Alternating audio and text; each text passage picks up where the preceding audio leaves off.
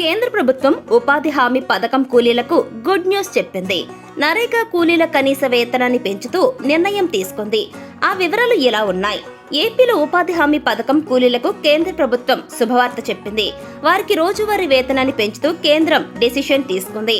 April నుంచి మొదలయ్యే కొత్త ఆర్థిక సంవత్సరంలో అంటే 2024-2025లో రాష్ట్రంలో జాతీయ గ్రామీణ ఉపాధి హామీ పథకం నరేగా కూలీల కనీస వేతనం 300 రూపాయలుగా కేంద్ర ప్రభుత్వం నిర్ణయించింది. ఇక ఈ ఏడాది 2023-24కి సంబంధించి కనీస వేతనం 272 రూపాయలుగా అమలు చేస్తున్నారు.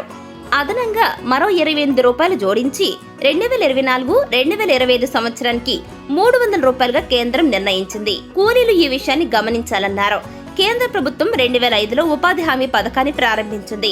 అప్పుడు దినసరి కూలీ 87 రూపాయల 50 పైసలు ఉండగా ప్రెసెంట్ 272 రూపాయలు చెల్లిస్తున్నారు. ఇక వేసవిలోని మార్చి, ఏప్రిల్, మే ఈ 3 నెలల పాటు ఉపాధి పనులు చేసేందుకు గ్రామాల్లో వ్యవసాయ కూలీలు ఎక్కువగా ఇంట్రెస్ట్ చూపుతున్నారు. ఈ క్రమంలో కూలీలు ఉదయం, సాయంత్రం 2 పూటల పనులు చేసుకోవడానికి ఛాన్స్ ఉంది. 2022లో 12 రూపాయలు, 2023లో 15 రూపాయల కూలీని పెంచుకుంటూ వచ్చారు. ఉపాధి హామీ పథకం ద్వారా కూలీలకు అందజేసే సొమ్ము ఇకపై వారి బ్యాంక్ అకౌంట్లకి జమ చేయాలని ప్రభుత్వాలు నిర్ణయించాయి. కూలీల ఆధార్ సంఖ్యతో అనుసంధానమై ఉన్న బ్యాంకు ఖాతాకు నగదు జమ అయ్యేలా చేయనున్నారు. ఈ ప్రక్రియను ఉపాధి కూలీలు తీవ్రంగా వ్యతిరేకిస్తున్నారు. ఉపాధి కూలీల సంఖ్యను తగ్గించేందుకే బయోమెట్రిక్, ఆధార్ ఆధారిత బ్యాంక్ అకౌంట్లకు వేతనాల చెల్లింపులు, ఫేషియల్ యాప్ అంటూ కొత్త నిబంధనలు విధిస్తున్నారని విమర్శలు వినిపిస్తున్నాయి.